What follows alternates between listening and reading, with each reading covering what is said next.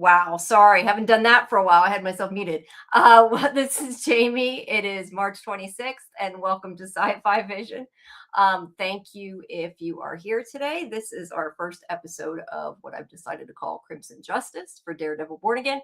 We're going to be doing the first episode of the second season. And Jenn is here now. Let me add you to stage. There you go. Hello, Jenn. Hey, hello. Sorry. Welcome. That's okay. That's okay. I was talking without my mic on, so for a second there, so it's all good.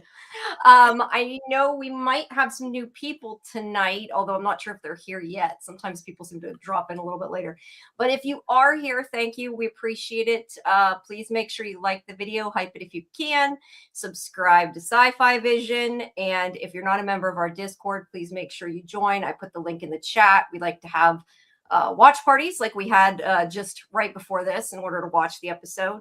So everybody's always welcome to that. And we put the schedule in there as well. Hi, Karen. Thank you for stopping in. Other announcements, as suggested by Dieter. Thank you, Dieter.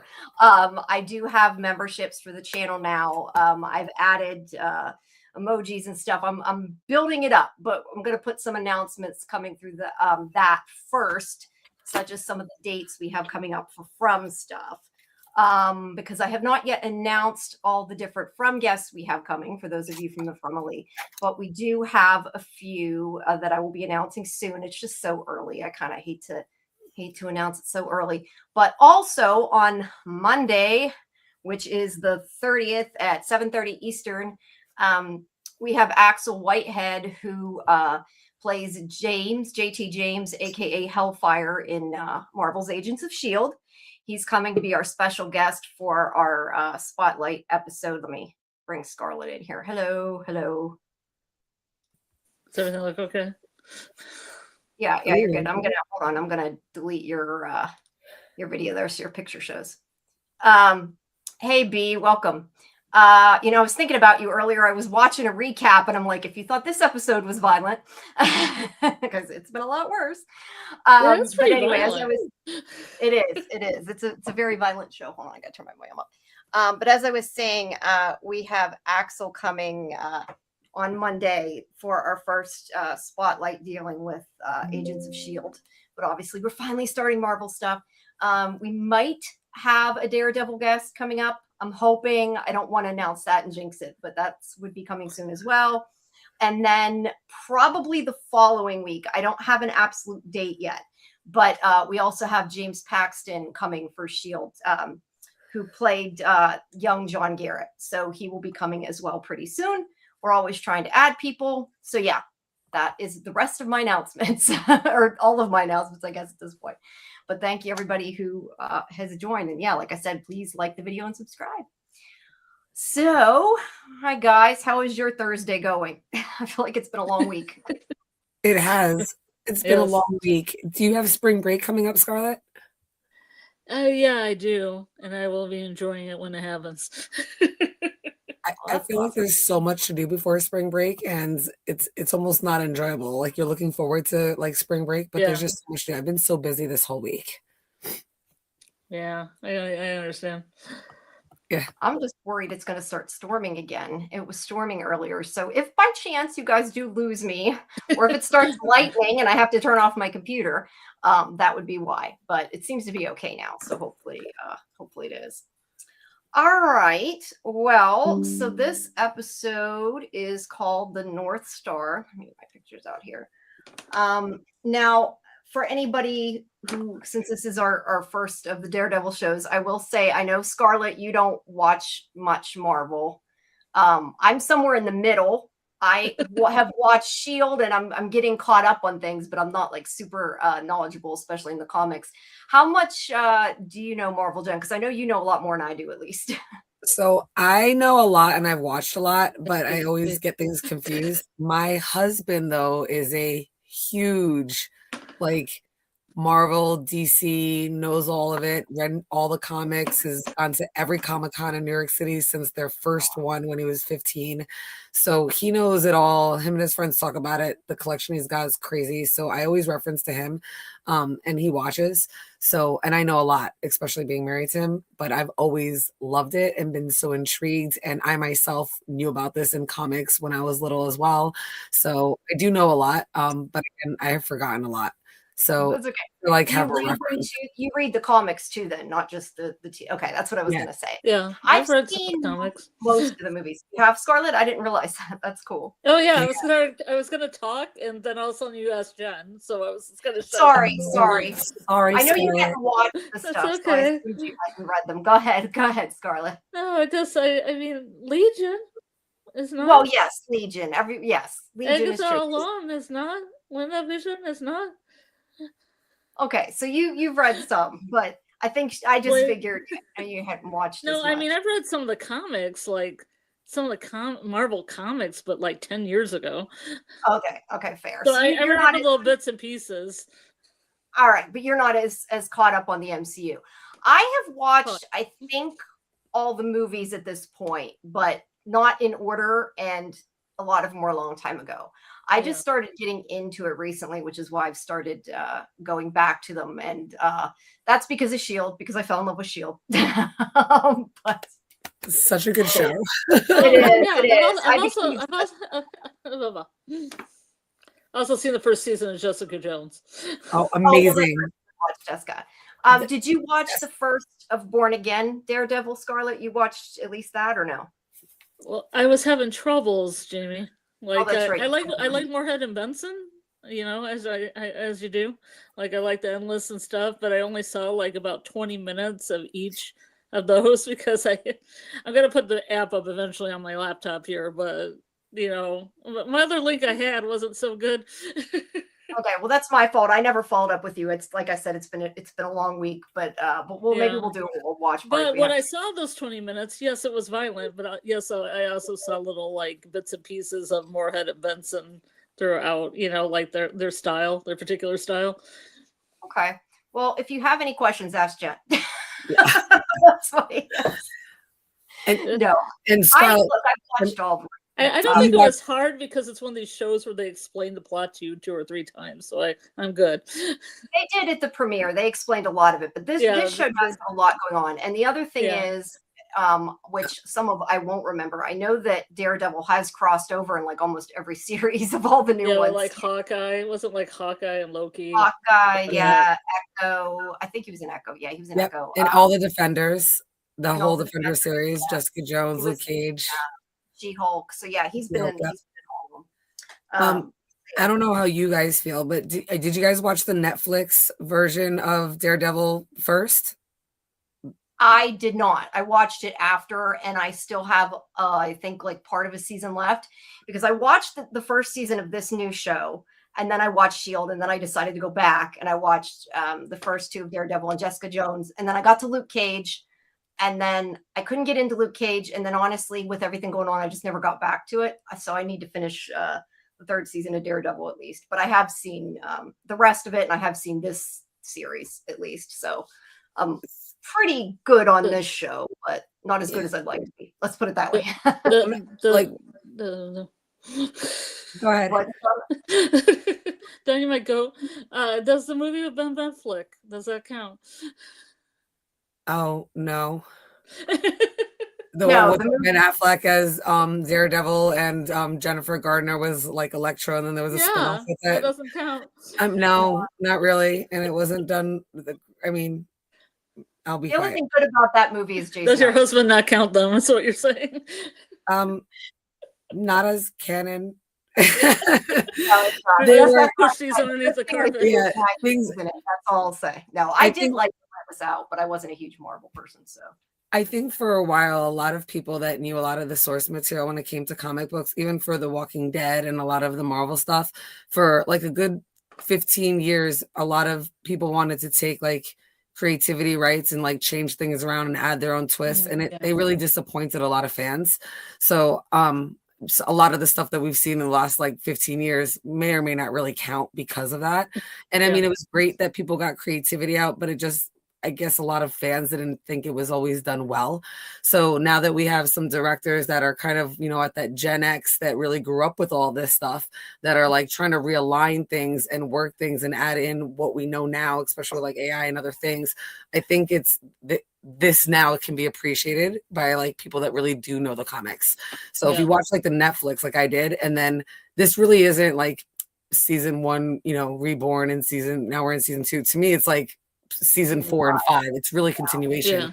And that's really rare for like a show to, continue from one, what do you call it? Like one network to another and really do well and flourish and get picked back up. So I love what they're doing and how they're doing it and how it's all connected. And you see these different characters, and, they kind of hinted that Jessica Jones is going to probably show up in this season. So I'm really loving it, and it's staying aligned. I think it makes sense. I think it'll bring in the new generation that didn't grow up 60 years ago reading comic books, that probably won't read because they're always in front of a screen. So I really appreciate the alignment. And there is still room for that, creative freedom for like scenes that the comics didn't, have, or for time jumps. And I think that people understand that that's where they can take, and add their little twist, and even in some other lines. But I like it like that. It makes sense. I was going to say, it does feel like the same series. I mean, obviously I watched it after, so it didn't matter. You can understand it, and Scarlet will be fine. But it feels like the same show. It really does. So if you haven't seen the original series, not movie series, it's on Netflix. It is worth going back. And it also gives context, obviously, to the whole Foggy thing. Because I saw that after and I already knew it, I'm like, damn, like it didn't affect me the first time. And then once I got to know him, I'm like, shit, why'd they kill him? Don't like this. Yeah, it didn't affect me much either, because I was like, who's this guy? Oh, he's dead. Yeah, you have no clue. It really explains like the way season 1 opened up with like Fist like not really being like the kingpin and him having this, you didn't know if he was like faking it or not. If you didn't watch the Netflix version, the Netflix first series into it, or the first seasons, it kind of, and that like Kingpin is the bad guy who's Fist, it made like kind of no sense. So coming into season 2, I think anybody can pick up on, but season 1, if you watch like the first episode, I could see where it would turn people off or confuse them if they didn't realize it was a continuation from the Netflix Marvel Daredevil that came out a couple years ago. Yeah, I was okay, but I also had AJ, so I had AJ to help me along there. So, and he knows the comics, like the source material as well, right? Yeah. But he had seen all the Defender series and all that. So, but yeah, he knows Marvel, and like a lot of the stuff I do. But I'm getting there. I'm slowly catching up. But I love, one of the things I love, and I know, SHIELD isn't even necessarily considered by some people. We'll say by some people, because I think it isn't considered MCU. Regardless, I love how so many different things from the different, I don't want to say franchises, because obviously the MCU is a franchise, but the different ones within the MCU, I love how there's so many crossover elements, and that if you do watch the other ones, there's like little, so many little Easter eggs and things like, Roxxon and everything else. Like there's just lots of things, that kind of cross over and everything. And yeah, it's cool. I know what else I was going to say. I need to go. I have an interview with the guy who plays Jack Duquesne, however you say it, swordsman. I need to clip the Marvel question. I had asked him about Daredevil, but it was before this season, but I never like clipped it into a short, because I just recently figured out this whole short thing as I suck it in script. But I need to clip it off, because I did ask him about the upcoming season. Not that he could spoil, but I did ask him about it. So I love the swordsman, and I love that like it's a little bit different with him than in the comic books, and I really like what they're doing with him and Heather. Yeah. Well, I don't know about Heather. I like what they're doing with him. Heather, I'm kind of mad at. Well, I guess I like that scene, and we'll talk about it when we get to it. But yeah, that's what I meant. Like I liked their interaction and her calling him out like that, and whatever. Oh yeah, I get that. But for anybody who doesn't know, if you do want to watch any of our interviews, they're all under the video tab. I'm in the process of rearranging all the playlists to make it a bit easier, but all the videos are there, including Clark Gregg, which I wish I could get him on the show. That would be cool. Yeah, that's not going to happen, but that would be cool. But at least Don't I got doubt to talk yourself. Manifest that. You can do it. to him. Yeah, something. All right. Well, let's start with the episode, or we're going to be here a while. So, the first thing I want to talk about is how this anti-vigilante task force, this is on BB's news report, how they have you guys cannot see my arrow. I don't know why sometimes you can see the arrow. Oh, no, yes, you can. I couldn't see it at first. How they have Punisher thing? Yeah, the Punisher logo. Yeah. Scarlet, I know you obviously didn't see the other seasons to know everything, but the Punisher. I know what the Punisher is. No, but I had a friend in high school who's big into the Punisher. But in season 1, they made it so it looked like the Punisher killed White Tiger, right? And we find out later that it really isn't him. This is Task Force. So the fact that they're still using it after everything, is that what you're going to bring up, Jamie? That the fact that I was more just saying first that the Punisher is in this series and he's got his own series coming up or no movie coming up. Whatever. And I think might be in this one again. I'm not sure, but yeah, you're right. There was the whole thing last season with the vigilante White Tiger got killed, and they tried to blame him originally, and that this task force, all these ones that are against the vigilantes, not that Daredevil technically is a vigilante, but the ones that are against them, that they all are inspired by Punisher, but obviously he was going after bad people at least, so they're using that. Don't you find that so hypocritical? Because the Punisher is a vigilante and they wear him, but they're an anti-vigilante task force. I'm like, wow. He doesn't wear masks. They said masked vigilantes technically, and he doesn't wear masks. Unmasked vigilante. Oh, the semantics. The semantics. I know. No, I'm just saying. But anyway, yeah, that's why they have that logo. And for anybody who did not see the last season, BB is the niece of, I don't know the guy's name offhand. I don't even have my cast list up. What do you remember her uncle's name? It starts with a B as well. Hold on, I can't think of it right now. Look it up. I have it. Anyway, her uncle that I'm not that his name is eluding me right now. He was a journalist that saved Karen's life and ended up getting killed. Ben Urich. Ben Urich. Yep, Ben Urich. Yeah, I said Ben, but you didn't hear me. Sorry, Scarlet. That's fine. No guilty. It's hard. This is why I wish. I mean, I know you don't like to, but sometimes to me, like, it's hard when you're not on camera because I can't see your mouth moving to know you're trying to talk or you go.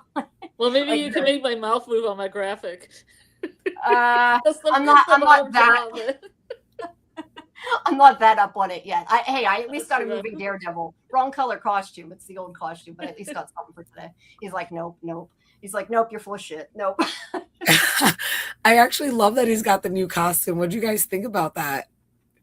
I miss the red. I actually like the red better, but again, I'm not a comic person, so yeah. What do you think?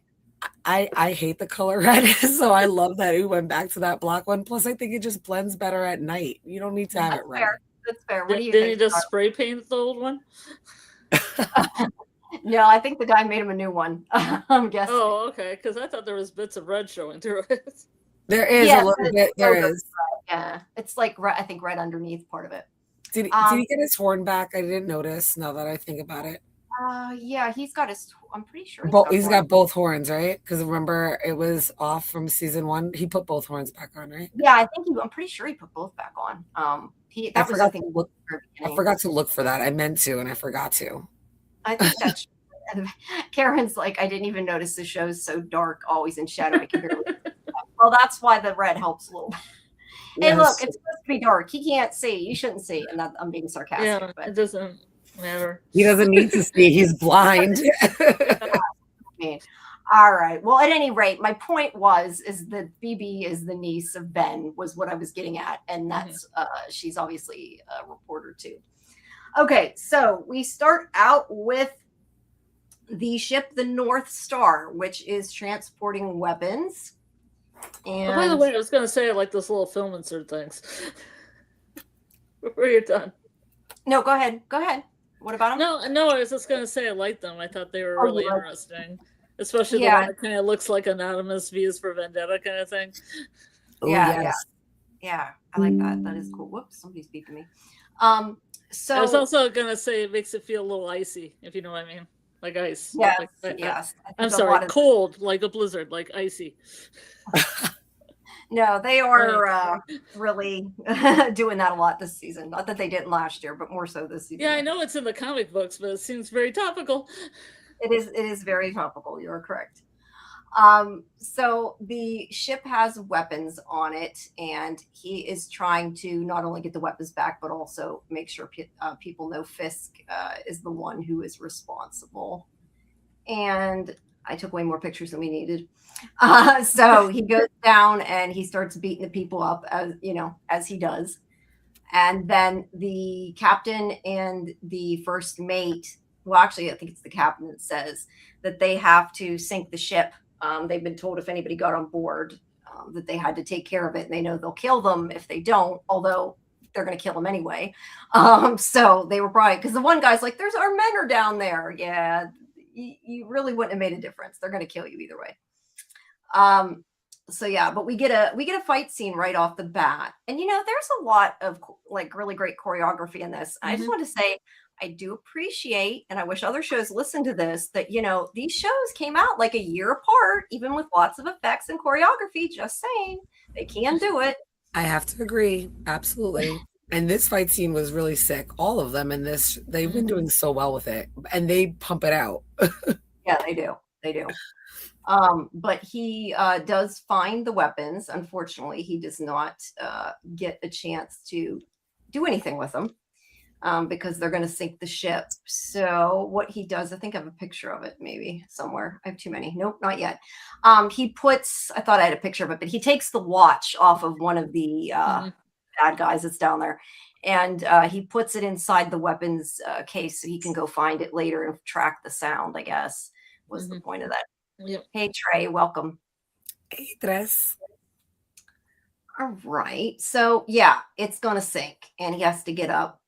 And, I hadn't thought about it, but I guess it's harder for him to see. I'm going to say see in quotation marks underwater because sound doesn't move the same way, which I had not really thought about. I thought you were going to say that boat couldn't sink in that canal. Well, no, the boat probably couldn't sink there either, but a little bit too that part's probably not. Yeah, it looks like it's not that deep.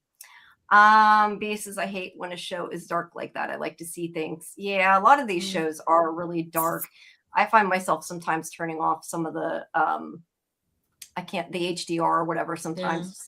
Yeah. It's better on a television if you have a big television. Because if I watch it on like the iPad, it's like a lot darker. Yeah, right. Yeah. I agree. Yeah.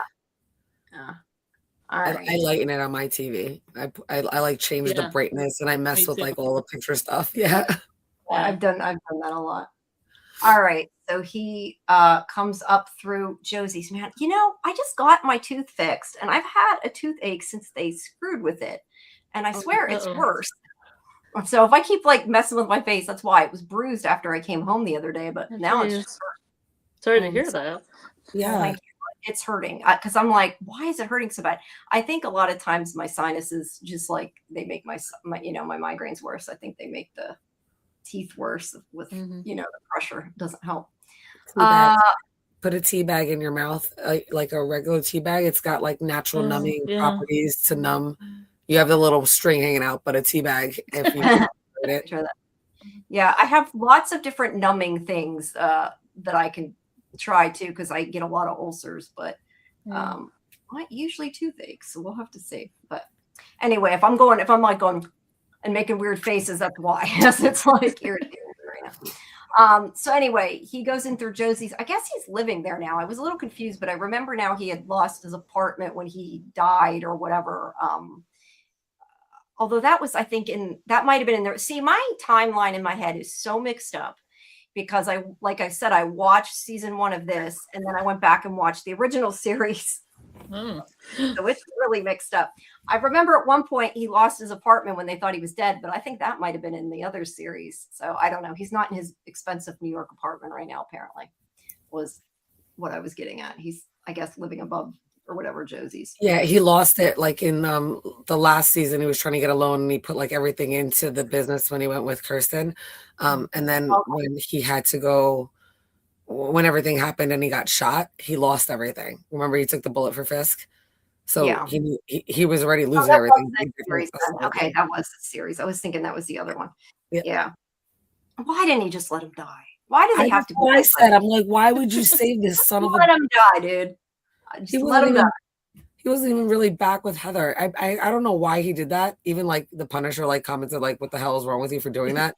The only thing I can think of is because of Heather that he did that, but that was the wrong call. And he's definitely paying for that wrong call this season with Heather. Yeah, definitely. I mean, look, if he had maybe saved Fisk's wife before he knew everything that was going on, I could have made that. Not even. She's the one that put the hit on Foggy. I don't even think so. Let that bitch die too. No, before he knew that. I know he knew that in that scene, but I mean before that, like I could understand if he had, but once he knew that, yeah, then there was kind of like, why would you do that? Yeah. So all right. So they are, I don't know if this is where they're practicing fighting or not yet, but he comes to see Karen and I got a picture here. They are back together. Did you suspect that? No, I did not. I knew she, had been back or whatever, but I did not expect them to be together that quick. And we didn't get to see that part. I mean, I don't know that it really bothers me, but I'm guessing there's probably some people pissed off that they didn't get to see them get back together. I don't know. Did that bother you? I wanted to see it happen. Some dates, perhaps. Yeah. No, I wouldn't have minded seeing it, but it didn't really bother me. Especially after at the end of season one, like the comments back and forth with her and Frank. I know where Frank is now at the end of season one, he's captured and he's down with, in the Kingpin in Penn or whatever. But I wanted to see her get back with him and they didn't show it. I'm glad that they're back together. I suspected that, but it was upsetting that they cut that whole part out, huge time jump. Mm-hmm. Did you not see the post-credit scene of the finale though? Maybe. Well, yes. Okay. But yeah, that's right. He did escape. I almost forgot that actually. But I guess I just wanted to still see it and then see how Frank would react because he's in love with her too. Oh, you think? Okay, I don't know that I thought that, but that's interesting too. Oh yeah, Frank has a thing for her, in my opinion. I think that Frank has a thing for her. I really thought about it. And the way he made a comment, and the way I interpreted her reaction to his comment was that she knew he had a thing, and she was like, "Whatever, fuck off," kind of a thing. But she also said it in a way that's I don't know. She definitely told him to kind of fuck off, but she definitely entertained it at the same time. So I was glad that they're back together. I'll just put it that way. Yeah, no, I'm glad they're back together. I didn't really feel, I mean, like I said, I would have liked to have seen it, I guess, but it didn't bother me that we didn't. It wasn't really something that was necessarily missing. I feel like maybe if it had been closer to the last time I watched it, maybe I would have cared a little bit more, but I feel like it's been a while since I've seen it. So I'm not as, I guess, into their ship right now that I hadn't really thought about it. Doesn't like romance. No, I'm usually like the ship, and I like the ship. I just don't All right, so on the bridge we have Fisk coming out here, and he is pissed. His ship has been sunk, and he wants his stuff back, and he is going to blame it on Daredevil by saying it was a vigilante terrorist attack. Masked. Yeah, masked vigilante terror. The one thing I guess it's because I just don't love kind of all the political stuff, but I just am surprised people will so quickly be like, oh yeah, it was him, when everybody seemed to be, if I remember rightly, they were on Daredevil's side. He had been in the news for, I think, hadn't he, for saving people at one point? And everybody just follows whoever really quick. And that part irritates me a little bit, that people would think he suddenly did that. But I mean, I get it. They have to have some kind of conflict. Well, they had their truth. The whole conformity thing of people just following what this guy says because he fixed a few problems. Now they take his word and for like his character, but they also know that he used to be Kingpin. So to see them like completely accept him like he's this completely changed man is kind of crazy, because they don't always give that, like the public doesn't always give that to people, but here you see them completely conforming. And I hated the fact that he said the word terrorist. I'm like, I cannot believe that that's the word that they chose, because I felt that that definitely like heightened the tension and the escalation of what's going on. And I know we saw that he declared martial law, which is that can't be done by a mayor. That has to be done by the government. But still, it just shows the intensity. The fact that he said martial law and then terrorist. I didn't really like that in the time that we're in right now. And I was like, it was crazy. And then we went from like vigilante task force to suddenly they're a terrorist. So I just thought that was like this huge escalation. And it almost shows like his aggression to going back to the character that he was, despite we saw that it really builds right in season 1. He didn't come out, and in season 1 of Reborn, he really wasn't the Kingpin again. He was really toying with it, and then you saw it like slowly come out. Here you see like full on throttle, like he's like all in it, like head on, no holds bar. And you just like really noticed it with some of the words and the way he kind of is just carrying himself and speaking now. Definitely different than the beginning of season 1. Well, you know what I wonder too, if maybe by saying terrorist, that's helping him to be allowed to, jail these people without use force, and continue martial law with that 8 review. Absolutely, definitely part of the agenda. But I agree with what you're saying. It wouldn't be up to the mayor, just like he couldn't in real life like disappear the people and not let them have a trial like he's doing. Like it isn't a black ops site, but they're acting like it is. But I mean, it's a TV show. It's Marvel. It's as I always say, you don't necessarily watch Marvel for the detailed story that makes perfect sense. So no, but it kind of related to things that are happening now, which was kind of freaky. That's the part. I was like, God, those are the words they chose. Like, do you remember the first time in this country we used the word terrorism, like after 9/11? Like it hit so hard. So. Yes, Karen says like how our own government refers to protesters as domestic terrorists. Exactly. I mean, that's why I said I think they're choosing those words and that on purpose for that, whole reason. I don't know. To me, it's kind of like a TV show's escapism. So I don't really need to be thinking about everything else going on, but it's paralleling, I guess, is my way of putting it. But paralleling. I love that word. Paralleling. Well, the showrunner said it wasn't political, but yet. So I'm gonna say, but yet. but yet being the big thing. Let the word stand for itself. Yes, exactly. The other thing that's the big deal that if you haven't seen the other season, you wouldn't know is that part of the issue is the whole port Red Hook. I think it's Red Hook. Yep. So the whole big thing is about the port, because the port is a free port and they're using it to smuggle these guns and everything, and that is why they had the guns going through there. And we'll get to who that is that's transporting them a little later. But right now he's just telling them to and there's James Gandolfini's son that I never remember his name, Daniel, I think. So he's telling them to go find the captain and the first mate, because he doesn't want them shooting their mouths off. He's going to kill them. But we already knew he'd kill them. I mean, that's nothing new. He's full in. He's got his white coat now. He's completely he's full throttle, man. Completely in. Yeah.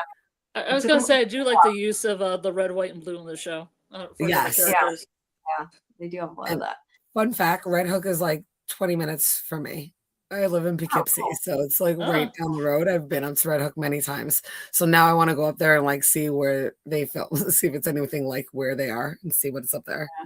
Yeah, I think they do film it in New York, don't they? I'm not 100% sure, but I think they really film it in New York, but maybe I'm wrong. I thought they had one of those I Love New York things at the end, like New York and Canada and something in Norway. Well, then they at least film. At the end of the credits, I know you don't watch the credits, but in the credits they'll have all the call places. I gotta look that up and definitely check. I'm sure they do then. All right, so we got this new guy who's there at the near the Capitol. His name is Mr. Charles, and I guess he's actually from the comics, which I didn't know. I was watching some stuff on Daredevil, trying to understand some of what I didn't know, but he's from the comics, and he is talking to someone on the phone who we find out later is, I'm looking for her name. I have her name written down here somewhere. Now I'll probably never find it. Julia Louis-Dreyfus is character. Valentina? Valentina, yeah. So yeah, he's talking on the phone to her, and we find out more about her being involved as the episode goes on. And we last saw her, at least I think it was the last time, in Thunderbolts, and kind of what she's been up to. Yes, it's Matthew Lillard. You are right. Yes, I love him. I love him. I think he's such a great actor. Yeah, he was in Twin Peaks: The Return as well. So yes, pick some interesting roles. He was just on Cross not that long ago. That's what I had been seeing him on not that long ago. But yeah, he's talking to her, and she's telling him what to do. So he's in the government. So yeah, then we get more BB report. They're talking about the crash, obviously, and differing, sides of it and what they think. And then more of Matt and Karen, who I think this is where they're practicing, maybe, or fighting. But I was trying to go back, finding my recap where I was at. They got the manifest for the ship. So they have the information about who was the captain and everything. They're Cypriot nationals. So they're going to try to find them and protect them, is, I guess, the point of that. And they do kiss again, but also I thought this was a little dumb that they showed that. I mean, I guess it was to show she's using wigs, but like, oh yes, the wig collection. But was like, why did we need to be told that ahead of time? That was, I don't know. Because of the end, like the scene when she's walking in the park talking to what's her name, to BB. Yeah, but I guess my point is I didn't need to see an empty mannequin head to know she had a wig on. Oh, that's true too. I get what you mean by that. I guess they really are dumbing down some of the plot lines so that everybody really gets it, maybe.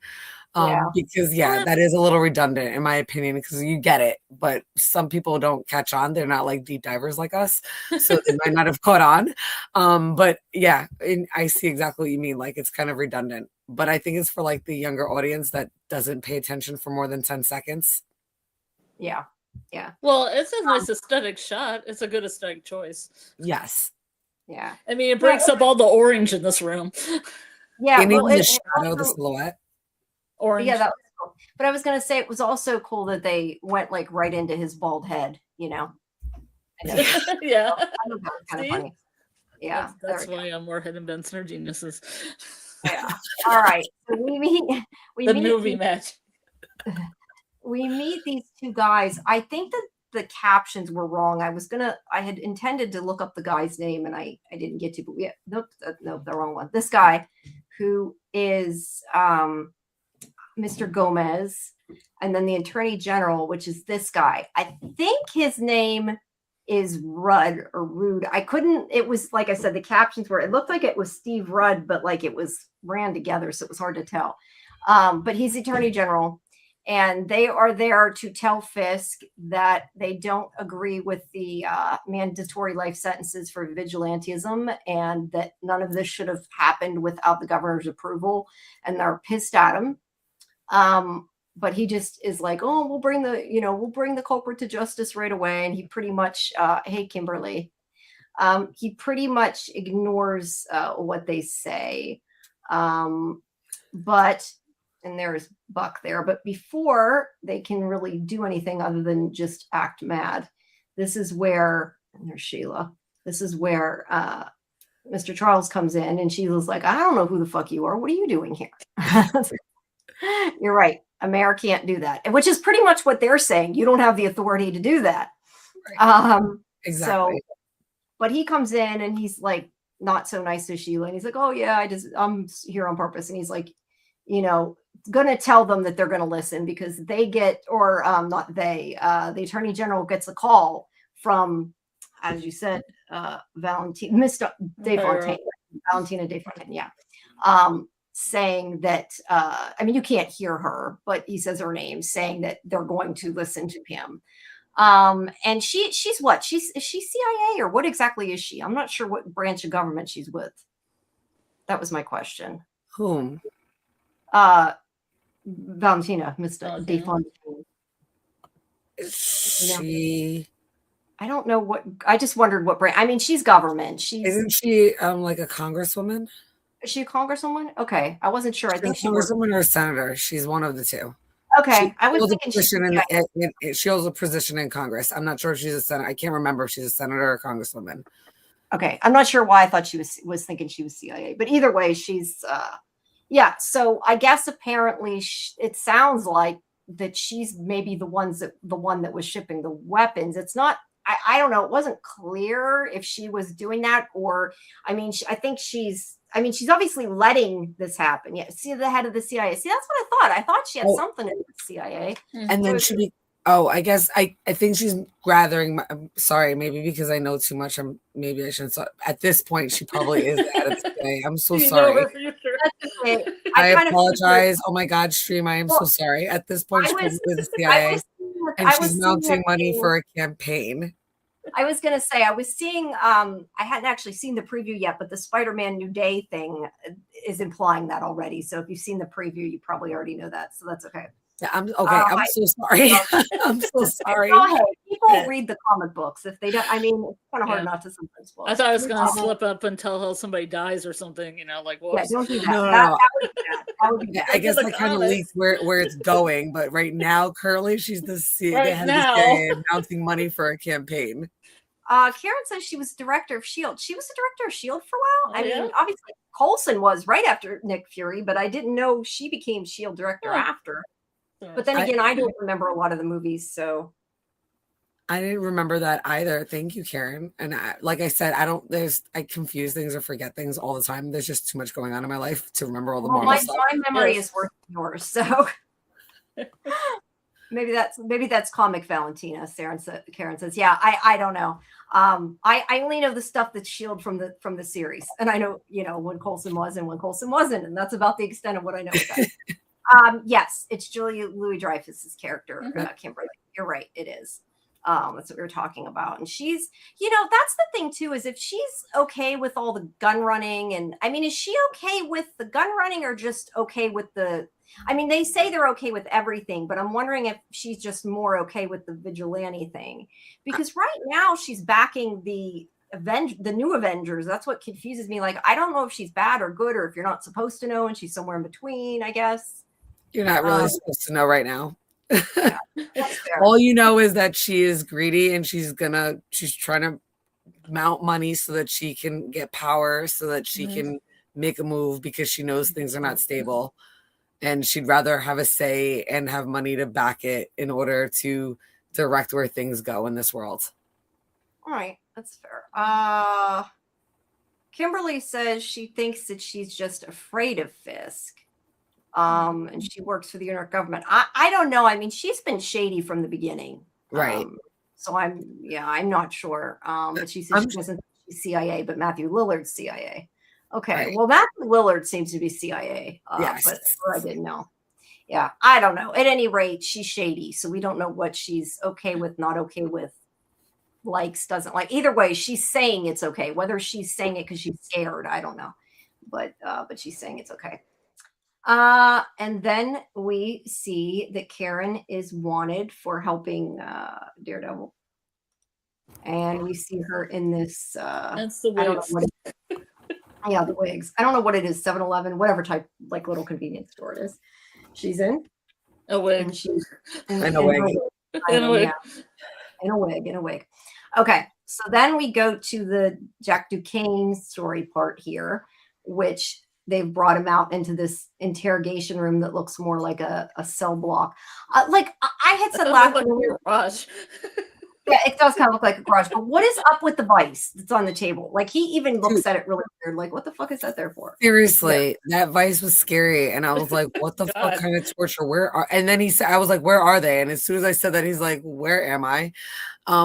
Creepy as fucking shit. Like, that's not a regular CIA place if it's got a vice on the freaking Well, they're clearly trying to scare him. And I mean, she's basically, that's why I said they act like it's a black site, because she says to him, you know, you have to do what I say. Because he says that he wants a psychiatrist that's been, agreed upon between the defense and the prosecutor. He knows the law. And she's like, it doesn't matter.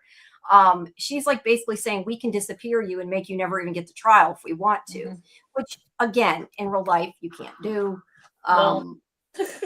Well, in real life, when Homeland Security first came on and they were, right after 9/11, that's exactly what they did. Yeah, and when they labeled people as terrorists, that's how they lost all their due process rights. So that's exactly what they're showing is exactly what happened after 9/11. Yeah, and I think that might be why he was saying terrorism too. Right. Part of that. He's trying to push that narrative. But either way, she's trying to scare him. He's not scared easily though. He's just Jack. He's like, yo, he's no. He's not deterred, but he does finally answer her questions. She's giving him a true or false psych eval, and he's answering everything like he's not insane, because he's not. But she later changes it, so it really doesn't matter what he said, which is why I was really pissed at her and disappointed. I do remember now, going back after I watched the recap, that she is kind of against vigilantes, even though Daredevil saved her. She still thinks he's like everybody else because she's still freaking out over Muse, who tried to kill her last season, and she's like got PTSD from it. That's why she keeps seeing these ways. I gotta picture the reflection. That crazy looking thing, yeah. She keeps seeing Muse. Muse keeps like haunting her. I hated that in season 1. I was so angry when he was like Daredevil, like Matt comes in to like check on her because obviously it's his girlfriend and they're in the hospital, and he's like, well, Daredevil saved you, and she's like, he said my name. And right as soon as she said that, like her whole attitude towards vigilantes and everything really, really shifted. And that's when she was like, I saved myself. When she said that, I was like, oh, they're fucked. They're fucked. Like that was the peak where like you knew what direction she was going in. She was going to go right towards Fisk, which is where it's going now. Her changing the answer. I don't think she was at the point where she would have done it independently. It was only because she got the phone call too. But what a disappointment. Like there is no turning back from where like the road that she's heading down now. And it was upsetting because that is different from the comics. Karen says she's the worst. I hate her. I've hated her since last season. Yeah. Yes. I didn't hate her at the beginning, but I hated her pretty quickly. But yeah, I'm disappointed in her. Like I didn't think, and I mean, look, we talk a lot of times about, shades of gray and being not really good, not really bad, whatever. And hey, Jack isn't necessarily 100% good guy. He did say true to you're usually the smartest person in the room. Yeah, I know. It's like that was funny. That's what I was thinking. Yes, he's a nurse, but that doesn't mean he's a sociopath or a psychopath. But yeah, Karen's right. Never let your shrink do your test in pencil. Never let your shrink fill it out. Yeah, seriously. Fill it out yourself. You didn't erase it totally well either. I'm like, that's not like sus, but who cares? Right? Good call, Karen. He could have filled it out himself, would have been better. But to be fair, she could have changed it anyway. So really, she could have used pen over the pencil. Well, to be honest, she would have just ripped up the test and then had to fill out all the bubbles again in ink and still would have given him what she did. But at least it would have been more work for her. That shit was easy. She'd easily erase it. Yeah. But they should have them fill it out and have to sign it. Although I have to question if they're like doing that so it goes well in court for them. Like, would he not in court be, if they say anything related to the psych eval, be like, I didn't answer it that way? I mean, I guess they just call him a liar. Well, I think that's the point, that because they call him a terrorist, he doesn't have any due process rights. And when they show the reason why, they can be like, he's a sociopath and labeled a terrorist. So they don't even have to give him that due process. That they just have it on the paperwork. But yeah, absolutely crazy. Sucks, and I don't like it. But yeah, he's kind of screwed right now. And Matt is, we'll say though, they are the ones that are representing him. They make a point of saying that. So we know he'll probably be okay if Matt's the one representing him. If Matt ever, shows up and isn't like in hiding, that may probably help. Yeah, we didn't even see if he's practicing law this season. Because he kind of lost his practice. Like, I guess Kristen is waiting for him to come back, but Yeah, I don't know what's going on with his law firm. I kind of couldn't tell if it's his law firm still or if it's hers or what's going on with that. It's still, I'm assuming his. This is Kirsten McDuffie because she's asking about, she's worried about him. I assume it's still his law firm, but yeah, he's in hiding right now, so he's not there to, take care of it. Hey, Dieter, welcome. So let's see. So then we have Cherry here, who is he's an ex-police, but was he chief of police or something? He was higher up. I don't know. Yeah, exactly he was higher up. He was like the captain or the chief. I don't remember which. They're both C words. Yeah, well, he's retired. He is helping Matt. He's telling her Matt will be fine. And she says something like, "My friend goes missing." She's worried. But he does know Matt's secret as of last season. He knows he's Daredevil. All right, so then we have this guy who is the prosecution, Hochberg. I forget his first name, but his name's Benjamin Hochberg. Benjamin Hochberg. Okay. We don't like him. Yeah, he comes in to talk to her, and he's basically like trying to talk her into doing what he wants. He's like, "Come work for us again. I'll match what they're giving you." And she's basically says, "You're not going to, bully me into that," and tells him to fuck off. Well, she does tell him to fuck off. Not kind of. She does. Because she does say to him that the defense has rock solid evidence. And he says, "Do you think that matters?" And she's like, "What happened to you?" So he must not have originally maybe been a bad guy, but I don't know. Well, they worked in the same office together at one point. I really love that. Like, it shows like Fisk and Vanessa and him, they've all like crossed over to the dark side, so to speak, because of money. It's all about greed. But she didn't care about money and didn't give a shit. Like, she's willing to stand her ground based on her principles, and she can't be bought. And that's like really one of the themes that you see throughout this entire like storyline of Daredevil. It doesn't matter what season it is. It's really about greed. There's other themes, but going from season 2 or season 1 to 2, the rebirth, like I know it's called Daredevil Reborn, but we also saw like the rebirth of Kingpin. So you did the same thing I did. I keep doing that. It's born again. It's not reborn. I've been doing the same born thing. Again. I'm sorry. No, I keep saying the same thing. It's not just you. I don't know why. But yeah, so you see that with Fisk, and then you see like how that kind of affects other people. Like once he like takes that on, he passes that sin on of greed to like other people and infects them. And she right now, like, I like the symbolism that she can't be bought. Yeah, I agree. Hey, Dieter, you want to try your emoji? See if it works. I added a couple YouTube emojis too. Oh, yay! I'm curious if he can get it to work. I was messing with him last night. We have him in Discord too. Some stickers there. Karen hates everybody on here, even Matt. I like Matt. Matt and Punisher and Karen, they're good. Otherwise, yeah, everybody's in. But look, I think you're supposed to hate everybody right now. Maybe not Matt, but yeah, you're supposed to dislike the other people. I even have a like I know why BB's doing what she's doing, like for like survival, but it pisses me off that she has to like fake being like, on Fisk's side and reporting, but she's doing this like underground reporting too and still trying to keep to what she believes in. It's going to get her in trouble because she's definitely like playing both sides.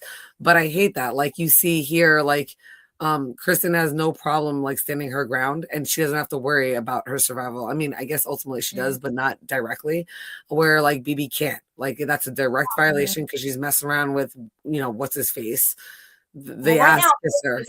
Karen, they'll come. I mean, they'll come after her too. Oh yeah, that's true. What's the ass-kisser's name? Daniel, James Gandolfini's son. Oh, yeah, his name's Daniel. I don't know what his real name is. I want to see if I don't know if the emojis will come on the screen. Nope. They just say SciFi Vision, Raven, and UFO. I wondered. Okay, they don't work on StreamYard. They do work on YouTube though. I can see the little ravens and UFOs. So thank you. At least it worked. Let's see. Karen doesn't like Charlie. See, I like Charlie Cox. I like him. I mean, look, this isn't out of the Marvel shows. I wouldn't say this is my favorite Marvel show. You guys know which one's my favorite Marvel show, but I like it. Yeah, Shield. I like Shield and Doctor Strange. But I mean, I like this. I don't dislike him. But yeah, I want him to be not like hiding, I guess would be nice. Kimberly says she's excited for Jessica Jones to make her return. I think we all Right? are. I am too. That was my favorite season. Like I loved Shields, even though it was different. I really, really loved Jessica Jones. I can't say that enough. And I was so mad that like I need a season 2. Like, where are we with Jessica Jones? For the love of God, the way you rebought. Sorry, what? No, I was gonna say, haven't they? I thought they announced officially it was coming back too. That's why she's gonna be in here. Am I wrong? I think so. They did recently because of the way they're doing this, which was epic. But I mean, like, when it wasn't going to be like, that was the best Defenders, in my opinion, out of all the ones they did.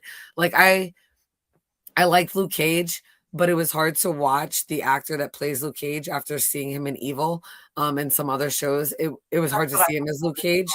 I think he did a great job, but I just had a hang up, I guess, watching him play that. I guess I might have typecasted him in my head. But I thought I didn't think it was bad. But Jessica Jones, in my opinion, deserved another season. I'm glad they're finally doing it, but it's been a minute. You know what I mean? Just like it was for this. So I'm glad that this writer like saw the potential, saw the storyline where it was, and knows that he can work off of that based on the source material and still align everything.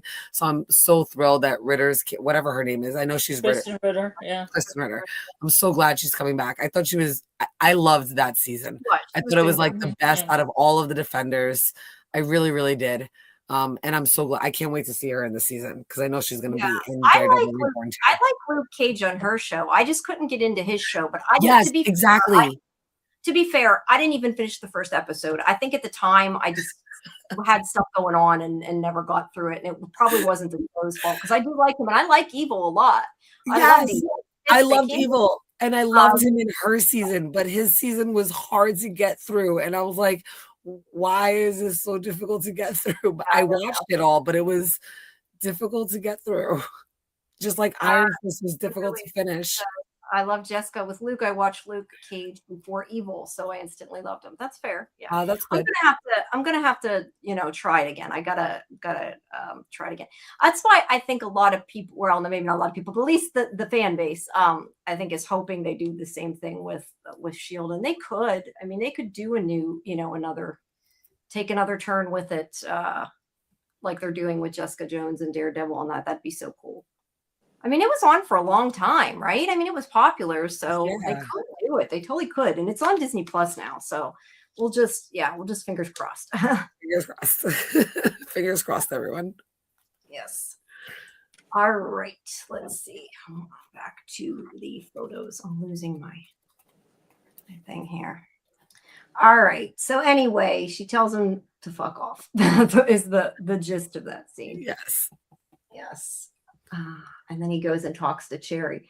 And I was just going to say, for anybody who did miss my announcement before, next Monday on the 30th at 7:30 p.m. Eastern, we have Axel Whitehead coming from S.H.I.E.L.D. for our Spotlight series on S.H.I.E.L.D.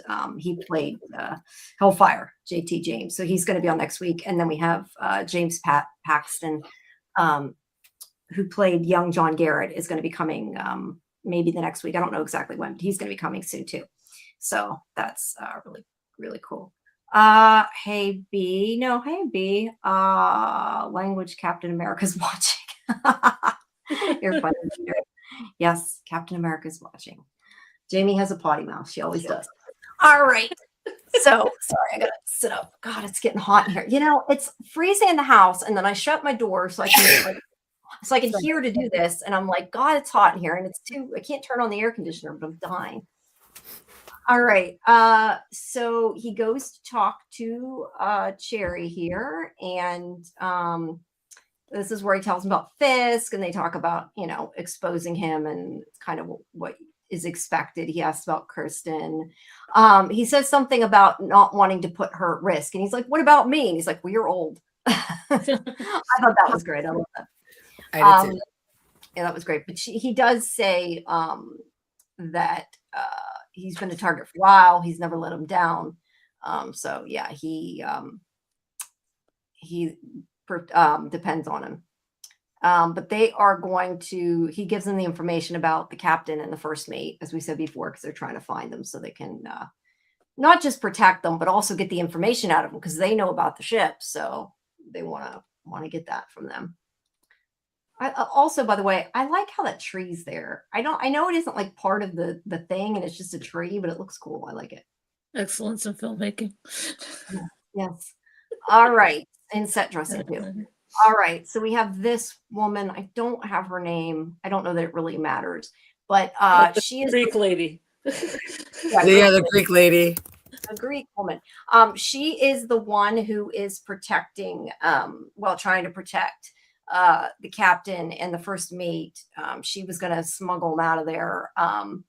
But the task force comes and they're like, have you seen them? And there's Pal there. She won't help them. She basically swears at them in Greek or whatever. Yeah, won't help. He calls them the fascists that they are. Yeah, calls them fascists there. You're right. And then he punches her. He doesn't slap her. He punches like her. a fascist would. Like a fascist would, yes. And then he sees the one guy, Arciello. I think that's the captain. The captain. I think it's the captain. Either way, it's Arcello. I don't know how you say Arcello.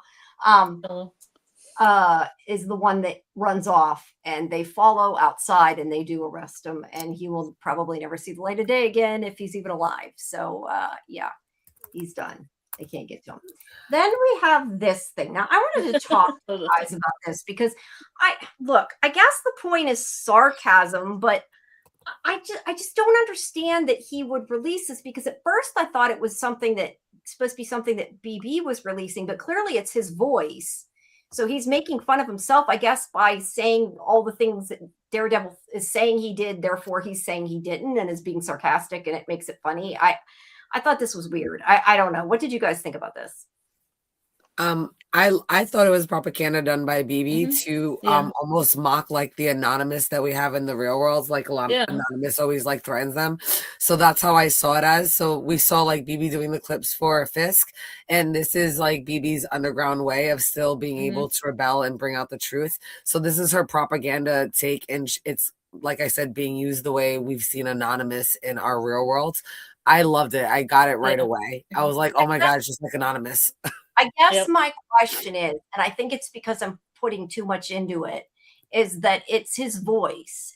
So it made me, you're right. You can fake voices with AI, Karen. You can't take clips of audio and make it say what you want it to. Right. I know. But I guess my point is, like, because we're diving it, like my immediate thought was like, well, why is it using his voice? Like he approved it. But I guess that's a good point. It that's didn't the point. It's a point that he approved it. Because she's trying to use his voice to say the truth of what he really is, even though you hear his voice spewing lies all the time. So I guess that's how I took it as. I don't know about you guys. What do you think? Oh, I thought it was fun. Yeah, fun. I just at first thought it was something he put. I was like, at first was like, that doesn't make sense, but that's what I was saying. Like, it's obviously sarcastic, but I wasn't sure if whenever it had his voice, it made me think he would like wanted it out, and I'm like, well, I guess it's sarcastic, but I don't think he would put it out. So. I don't think he wants it out. Yeah, it makes more sense. It's from her, but I didn't. I just was like, that's his voice. I'm too used to picking things apart and taking the details there. All right. So then we have Daniel having a party. He lives in this big apartment now because Fisk owns the building. He's talking to BB there. And she's telling him to be careful. He's like, I'm the deputy mayor. And she's like, you need to be careful because if something goes down, he's not going to be the one that gets hurt. You are. So I think she is a little bit trying to help him. She's still using him, but hopefully she doesn't do something stupid trying to help him because he has screwed her over before. So, but she's still trying to get information out of him. So, all right. So then we have Daredevil coming into the restaurant here, Matt. He says Matt, and he is asking about the task force doing that. And he's like, I can help you. I know you're sneaking people out and we're on the same team. And she realizes who he is. And he says that he wants to help that Achillio and Christofi And she says, if they've already been taken, that it's too late, but he's going to try to help. Daniel is also the worst, but not as bad because he's so dumb. Fair. He is dumb. Yeah, he kind of deserves to be screwed over though, because he has screwed before. Thank you, Doc. Or not Doc, Dieter. See, I'm looking at you said Doc. Dieter. Thank you, Dieter. Has gifted another membership. And from what I read, it randomly goes to somebody in the chat right now. Yeah. Cool. Yeah. So thank you. You did that the other night. I appreciate it. So now we will have a third member. So thank you. All right. Well, I don't know. Last time though, I didn't see it announced who got it. So I'm not sure how you when you find out. If you see it, somebody tell me. Yeah, it should say in the chat, Jamie. I know, but I think it's because okay, Doc got it. Okay. All right. I see. You know what it is? It's because it doesn't pop up in StreamYard. It only pops up on YouTube. That's why I missed it. But last time Fletcher got it, and this time it says Doc got it. So very cool. Congratulations. At least that's what it says in YouTube. So yeah, congratulations, Doc. Glad we got some more members. And like I said, I'm gonna put out a short announcing some of the From stuff before I announce it to everybody else. Some of that. So that's all good. All right. So back to this. So he's like, I can help them, and she believes him, and she's gonna that's where she was with the Minotaur. That was my question. I was like, does the Minotaur have anything to do with the Marvel? Yeah, I was gonna say you could kind of see the painting. I don't think I got a better picture of it though. Yeah, it's like a Minotaur shadow, and then Zeus and whatever woman he knocked up to make the Minotaur. I can't remember. So many women. Yeah, I don't know. I mean, because if there was a Minotaur, I'd think maybe it had something to do with like mazes or something, but I don't think there's anything like that in this. Yeah, that's what I was asking, just out of curiosity, because I didn't know. No, I know. I saw you'd asked that. I've not got a chance to answer. What do you think, Jen? Do you know anything that it could be referring to, or do you think it's just a painting? Jen has left the building. Uh-oh, Jen. Actually, it's put she your knows too icon. much. No, I just realized it's put your icon. I didn't realize that was your icon, the crow. It moved you into hers. Yes. So, yeah, when she comes back, I'll have to. I might have to move around. That's fine. Yeah, she'll be back. That's okay. So they yeah, they disappeared her. I really don't know, unless it's just because like of myths and stuff. I'm not sure what. Well, that's the question I had about the ring too, because Matthew Lillard's character, I don't know. Playing with the ring. Yeah, he keeps showing the ring, but the ring's kind of blurry. Is it like a signet ring that I should know about? Does it have something on it? I was kind of curious because it was really, really in front of the camera, but you couldn't see it. I tried zooming in. I had forgotten about it, but let me see. I think it's here, isn't it? No, it's not there. It's when he's sitting on the chair really awkwardly. Maybe it's later, and he's got his hand over the chair. It's like, look at my ring. Yeah, that's later. I got that coming up. Okay. I think you see it when you put the cell phone in the glass too. Okay. Well, I didn't get that one, but I did get later. So we'll get these good shots. Yeah. Well, I had forgotten to try to get that. Yeah. I'm going trying to get them done, so I don't always get it. Yeah, understood. I'm not showing them. Let's see. I didn't see Thunderbolts, and I'm wondering if there are some references to that movie. Other than Valentina being mentioned, nothing that I can think of. I don't think. Yeah, not that I can think of, but you'd have to. Excuse me. We'll ask Jen. Remind me and ask because she might know more than I would. And I'm assuming you didn't see it, did you, Scarlet? No, I did not. Okay. I didn't think you did. That's why I saw 60 minutes of the first season of this show.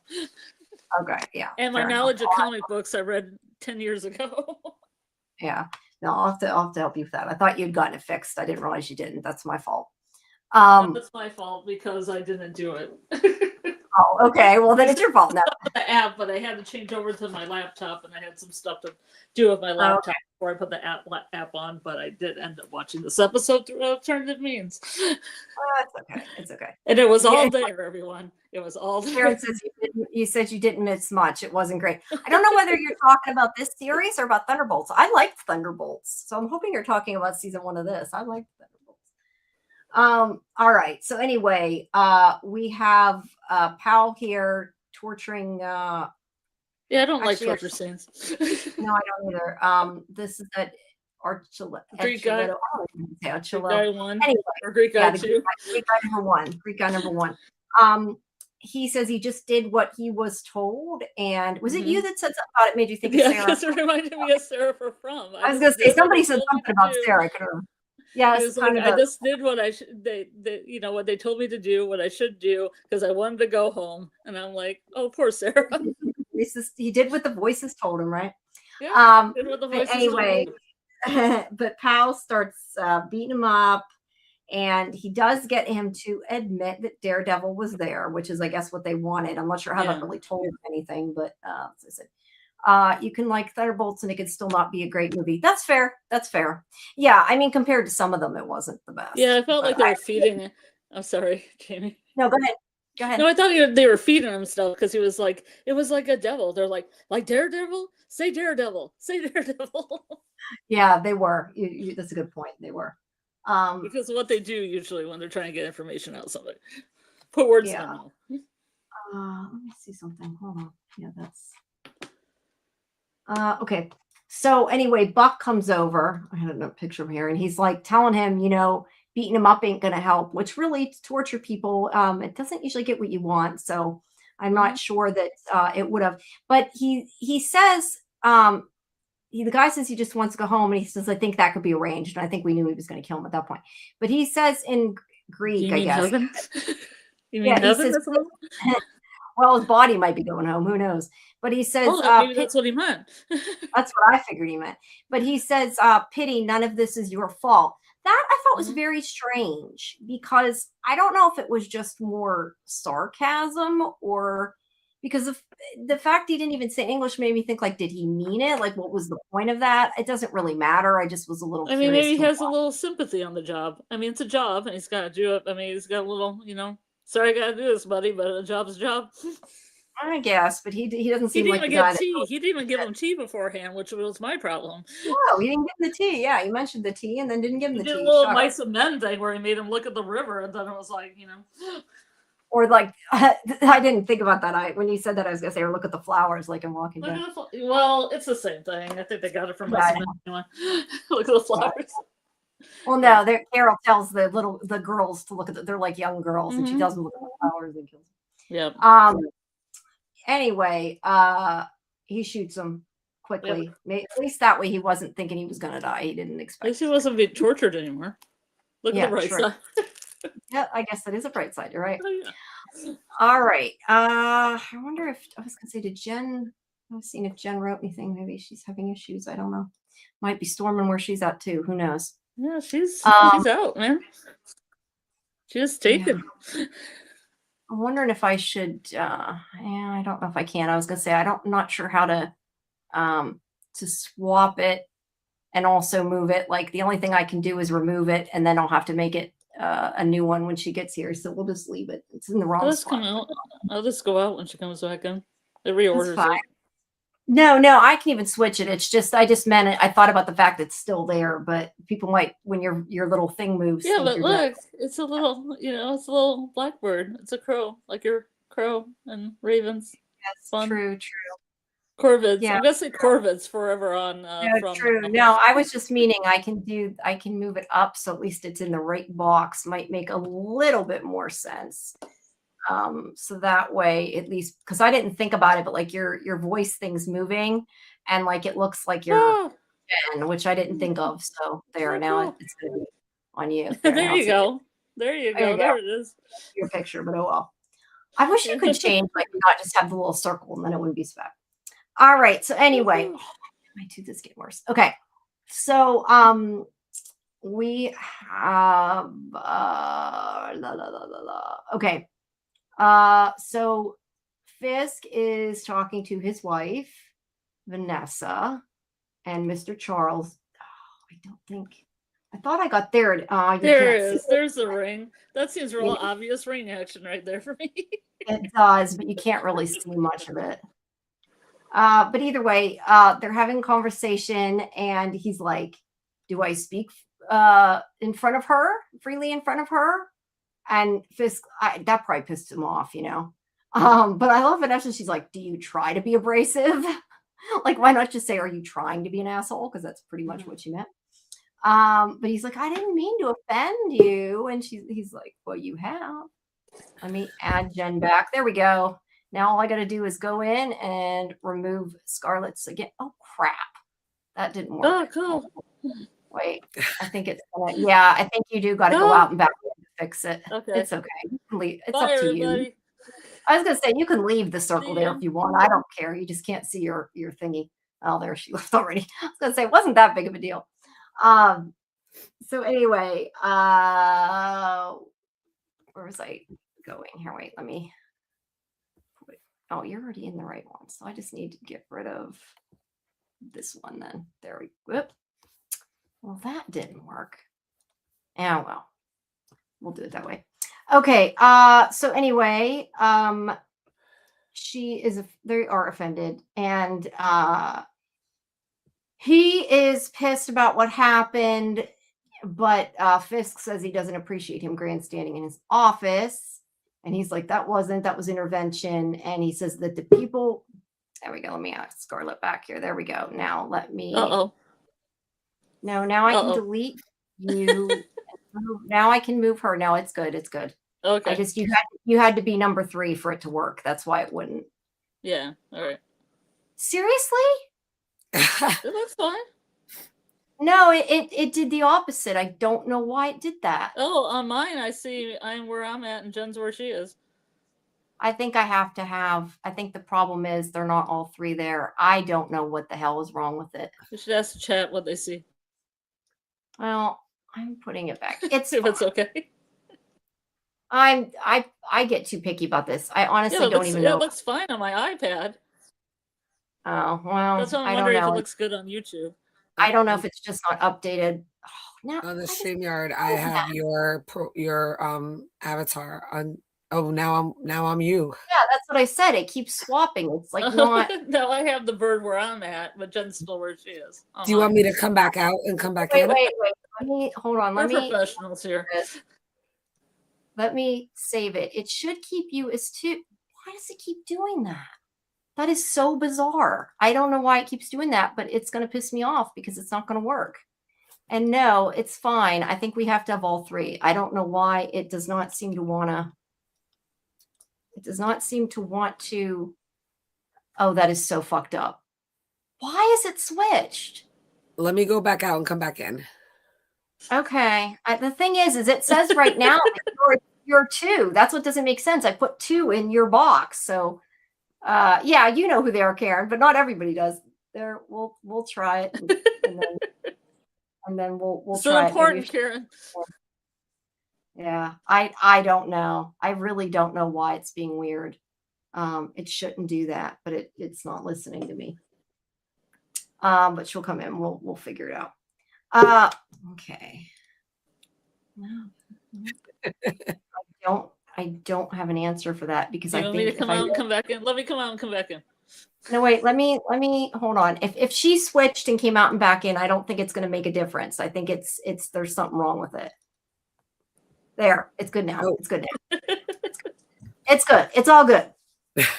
We just need to quit trying to make Scarlet's picture show up. That's the problem. I keep trying to take hers off. We'll just leave them both. I'm too picky about my overlays, but I like my overlays. Okay. So anyway, as I was saying, he is saying that the people he works for, Mr. Charles is saying that he appreciates being able to use the port. So that's where I was like, the fact that he's saying they're using the port, that's what confused me, because that to me means that Valentina is like in on the gun running, and I am not sure 100%. why. I guess is the question is why. She's dirty. Yeah. I guess I just didn't think she was that dirty, but yeah, it is what it is. So that's not good. But I like the dynamics of this scene. It kind of really shows you who has the power. Like you see, like there's a different dynamic and a shift between where like Kingpin and Vanessa are together now versus like where we saw them in season 1, but which is great. But even together, they're still not overpowering Mr. Charles, right? Like he kind of disrespects them, and they kind of let that slide. Kingpin usually won't let that slide. Even Vanessa like looks past it and trying to like they're trying to tolerate each other right now at the dinner table, kind of a thing, and still cozy up to each other, but not really, and still kind of guard themselves. So it kind of really shows the dynamic. Like even though we know Kingpin is in charge, I really think that Mr. Charles in this aspect really shows that who he's working for, which we know is Valentina, is the one that's really starting to gain all the power. And I think it has political and like political strengths. Yeah, I was going to say either that or maybe he really needs Valentina on his side. And that as well, because it's definitely a touche. There's nothing that Kingpin's going to get into that's not going to eventually benefit him. Even if right now it doesn't, he's going to hold that. So eventually one day it will pay off. Absolutely. It's the long con, right? Yeah. All right. So anyway, he does say about the ports, and then he says, let's see, when Fisk, there we go. I'll get it right again. I keep thinking of Trisk I'm getting mixed up with Ark. When Fisk says that he's taking care of everything and that they're going to get a salvage team, he's like, no. He talks about logistics and he says, bodies are easy. They can just sink them. But he says moving 30 tons of military ordnance across the metro area without people knowing it's not easy. And Fisk says that his men are not easy. Fisk says that his men are loyal, and he goes, okay, so it's not a problem for you killing them, is it? And Fisk doesn't want to kill them. He needs his loyal men. So he's like, well, okay, I can put together some people to move it for you instead that you can kill, is basically what he says. Right. These people are international. Nobody will mess them, And she's like, or I don't know if Vanessa says it or Fisk says it, but says that it won't get back to any of them. And he's like, no, it won't. So yeah, they're going to hire somebody to move it instead. So I guess he won't lose his men. Look, I get it. If you're trying to take over the city, you need people to take over. If you keep killing all the loyal people, you're going to kind of screw yourself. He's not wrong there. So, right. Yeah. Did you see that like as a sign that he still has like a little piece of humanity? Like he's still not back to fully being Kingpin, or did you see that as a strategic move? Like you just said, like it's based on like he just wants to keep people that he knows are loyal. I don't know. Sometimes I feel like he has a shred of humanity, but at this other times I don't. Right now, I think it's more like he doesn't want to lose his loyal men. I don't know. What did you think about it? I thought it was kind of both. Like I thought he definitely contemplated, like, I don't want to lose my loyal men, and then it kind of went into the emotional, like, do I really want to kill them anyway? I think he kind of has that a little bit. At least I'm hoping so. According to the comics, he doesn't. He's just like pure bad and evil. So he's definitely like whatever. But the fact that he didn't choose to be like, forget it, I don't care. These men mean nothing to me. The fact that he like held on and like thought about it and hesitated and paused makes me think that there's going to be a definite little bit of a twist so that we can see him have some shred of humanity, some reason why last season, Matt took a bullet for him. There's got to be some reason why they're going to incorporate that. And I definitely liked that. And I thought that they did a good job of showing that even though he's like now united with Vanessa, even still together, they still need Valentina and the CIA, and they're willing to compromise some of the things that they've not tolerated and things that they have tolerated. And it really makes them second guess where they're standing and how they're going to move forward. Yeah. I'm looking over here because I am starting a poll. I put, was Fisk saving his men strategic or moral? Meaning, was it because he didn't want to kill him, or was it a strategic move? Is what that's supposed to mean. If you're on our YouTube, you can vote. And this time I will end the poll before we end the show. Last time I disconnected the show and was like, shit, I didn't end the poll. I had forgotten about it. I did it on purpose. So I'm getting better at this kind of stuff. I'm trying to, but there, it actually, why is it not showing? It's there, isn't it? It's not. Oh, showing. I see it. It's on the YouTube. I see it. Yeah, it was a pop-up. That's on YouTube. So yeah, if you're on YouTube, please vote and let us know what you think. But yeah, I guess it could be a bit of both. I don't know. Sorry, Scarlet. What did you think? If you said I was going to say you should put a bit of both on the poll. I should put a better what? A bit of both as like a third choice. Oh, a bit of both. Or other's always fun. Yeah, I can't edit it now. Sorry. Too bad. Yeah, I should have. You're right. I should have. That's fine. Well, it's a yes, no. It's like her psyche eval. There's only true and false. There's not in between. Right. I make a choice, Scarlet. I'll just erase it later. Yeah. No. Yes. Yeah. Exactly. We'll change it later. It's okay. But either way, he's gonna bring his people in, so he doesn't have to kill them. And that kind of really shows like the range that Mr. Charles has too, right? Because he's not just relying on Fisk, like willing to sacrifice his people. Like he had an alternative plan. Like he already had strategically figured in that if Fisk said, no, I'm not willing to sacrifice his people, he had a plan B, because no matter what, this was moving forward, because it's definitely a necessity for Valentina. Like she needs this. It's going down no matter what. And no matter what, she's going to make sure Fisk feels comfortable so that they can continue on whatever kind of partnership this is. So it kind of just shows you like when Mr. Charles, like he's so comfortable, like right, throwing himself into the mix. He kind of knows everybody else, even though they do not know him. And he kind of always has everything kind of laid out. Whether you don't see that yet, but he does. He strategically lays everything out and thinks about the alternative possibilities and plans for those. And I really kind of like that dynamic in the way the brain functions that way, to think out of different outcomes and plan for them. Yeah, he's good at what he does. Kimberly says, I think he only trusts so many people, and it's a loyalty thing. Because she said, which she's right, he killed the people on the ship without Karen. And that's a good point. I had not really thought about, but yeah, he was like, go kill them. So yeah, but they weren't really his people, right? Like he just hired them out. They weren't really like his people. Like the captain and the first mate kind of are, but the rest of them really aren't his people. So I think when like he's like hand selected and picked them as his people, he sees potential in them, and he doesn't want to waste that. Well, but he was killing the captain and first mate too, though, without caring. That's true. He didn't go after them. Yeah, I think it's good point, Karen. A good point, Kimberly. Yeah. All right, so they are done with their conversation there. They're always drinking wine, and they're very I can't think of the right word, but they're very bougie. Yeah, bougie. That works. As they're having their murder talks, Okay, and then we have Daniel. I don't know if it's just showing that BB's still helping him out. Like she called the cleaning service.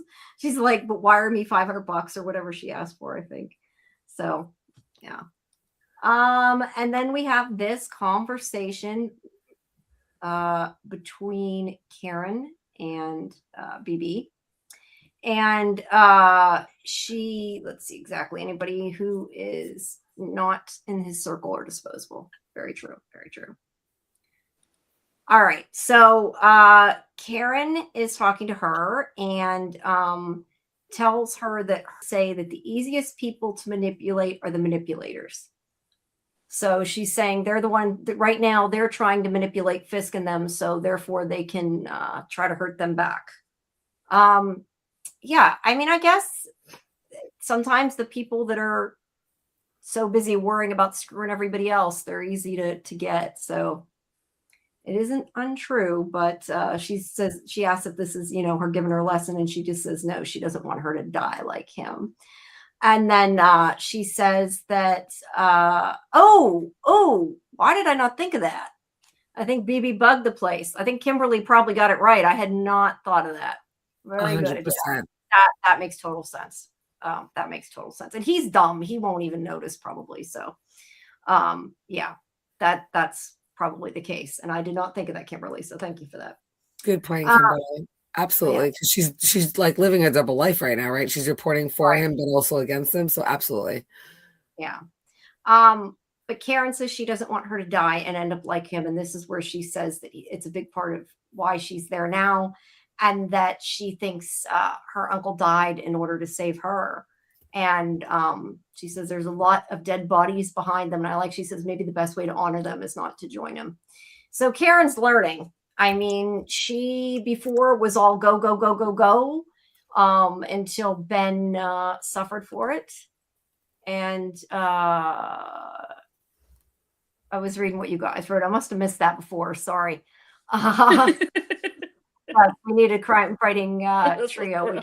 Criminal Crimson Justice. Yeah, that's the name of our trio. How's that? That works. I don't know. I was trying to think of a name for the show, and I just came up with something, and I'm like, that kind of works. So, Scarlet Ruby. Yeah, you need a red name.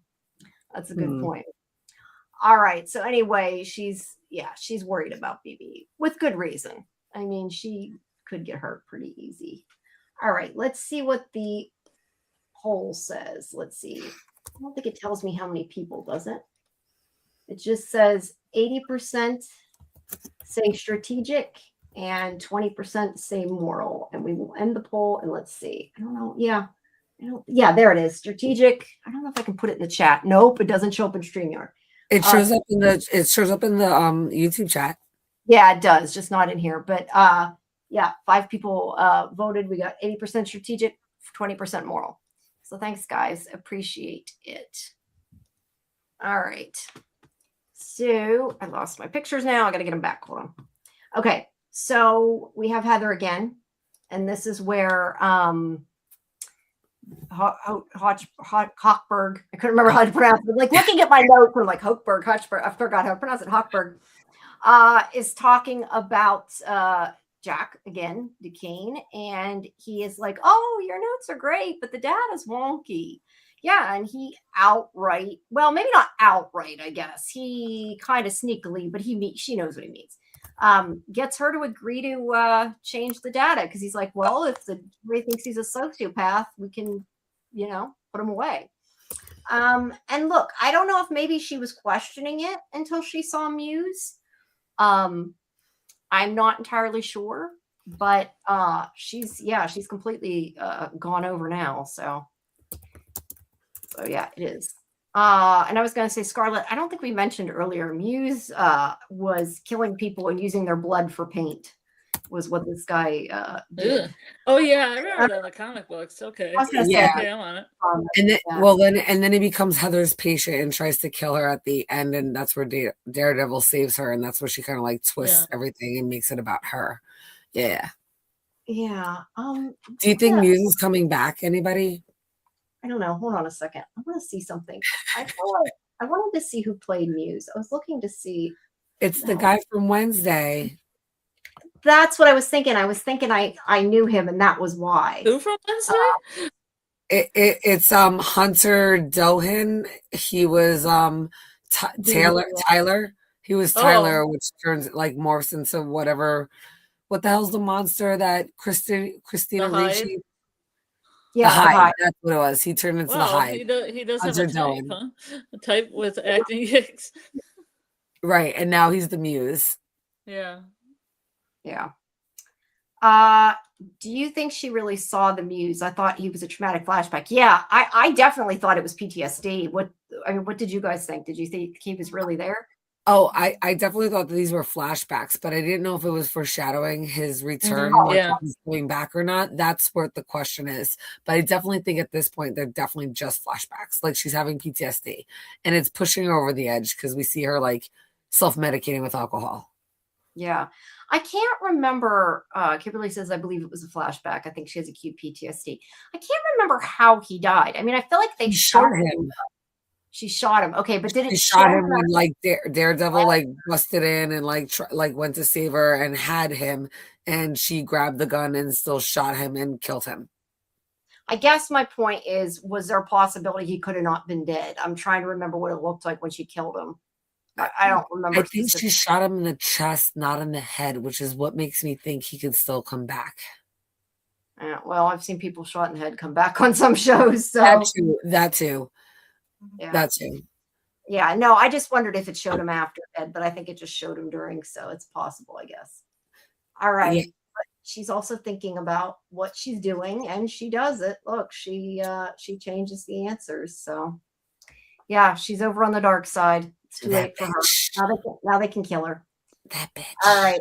So back to, I just noticed that dummy. Why does the dummy have a hammer, not a hammer, but a mallet coming out of its back? We're not going to say what position's in, Jamie. It's not after. Well, actually, it is after hours. It's early morning already where I'm at. Oh, yeah, I guess that isn't its back. I said back. I guess you're right. It isn't exactly his back. Yeah, she shot him. Yeah, no, I didn't mean she didn't shoot him. I just was trying to remember, like, if it showed him, like, that he was dead or just showed him getting shot. I couldn't remember specifically. But anyway, they're training. Karen's been training, so she can maybe take care of herself a bit more now. Maybe she won't need Daredevil. We'll see. I think it's obviously foreshadowing she's going to get attacked, in my opinion. Otherwise, why have her train, right?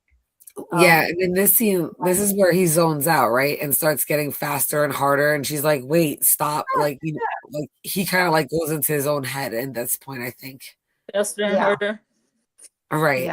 Yeah. Yeah. After hours again.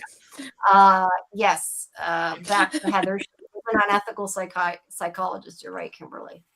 I guess I knew, like, she was the way I didn't think she was that corrupt, I guess, was just all I thought. Like, I was surprised a little bit. All right. There is his flashback with Foggy there.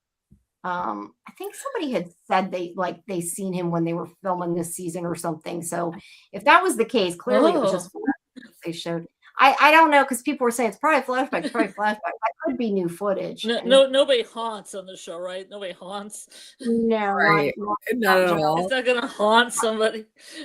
Yeah, Karen says, I think he's dead and coming back. She's so traumatized she'll disassociate and assume his identity. Or it could be that she'll, like, become him, thinking that, like, I could see if since this is a Marvel show, I could see, like, her going completely nutty and, like, becoming him or something, you know? Yeah, like the victim cycle, right? Like, you're a victim and then you end up becoming the actual abuser. I definitely can see her finding some. She won't look exactly like him, but it'll be a resemblance, and you'll see like the symbolic, like, parallels. Absolutely. Or there could be like a copycat, or he could come back. But it also makes me wonder, and I know he can't, but, like, I wish there was a way Foggy could come back, but I think Foggy's gone. Yeah, I definitely think Foggy's gone. But, like, the last thing we saw was Fisk holding up his mask in the press conference in season 1, which makes me think, if they did save his life and he didn't completely die, what if this is holding him, like, where the Punisher was, like, in his little, like, in all those little cages that he has downstairs where he was, like, originally holding Adam. So it's a possibility that he could come back if they could do it the right way. But I'm okay with him being completely dead, and, like, Heather taking on that persona, or it completely affecting her where she becomes completely evil and doing things to people and her patients the way Muse did to her. I can see that, because he became her patient. So yeah, I can see that cycle. Yeah, there's another. Yeah, see, this definitely I could be wrong, but this looks like new footage. They look older. That's why I'm going to say it looks like new footage. But I mean, it's a flashback. It doesn't matter. I'm just saying, like, I don't know this from before. They talk about missing him, which is not surprising. And then the other guy comes up. Let's see. I lost his name now, but the other, whether he was the first mate or the captain, whatever, he comes and has come to her for help, and she's going to send him to Daredevil. Okay, so Cherry is back at his place. He's looking through the files when the task force comes to his apartment. Now, I meant to ask you guys something that I skipped by accident because I didn't have pictures of it. He kept texting Matt. I thought he was saying, like, was he coming for their meeting or whatever. I thought it was like a literal yes or no. He was coming for the meeting. But when he put no here, it made me think about it. What, sorry, are you going to say something? No? It made me think, when he sent it, I wondered if, like, Matt, because Matt sometimes hears across the city, if he knew if the people were there, and he was like, it was more like code, do you need me? Right. because the first time when he texted him was when that guy came in, although that guy wasn't a danger, so I don't know, that Hawkberg. But yeah, I don't know if it meant a meeting or not, because it was like as soon as he said no, Matt showed up. So yeah, I don't know if it was code or not. I thought the same thing. I'm like, I wonder, because he can hear all that kind of stuff. I'm like, I wonder if he heard like the little thing, or like the way it was sent, where he was like, oh, like, and it just made him hone in on Cherry. I don't know, but there's no other way to explain why Matt showed up unless he was watching Cherry, and Cherry has to know that. So I thought it was completely done on purpose. Because if not, why respond to that kind of text? Because it looked so ambiguous.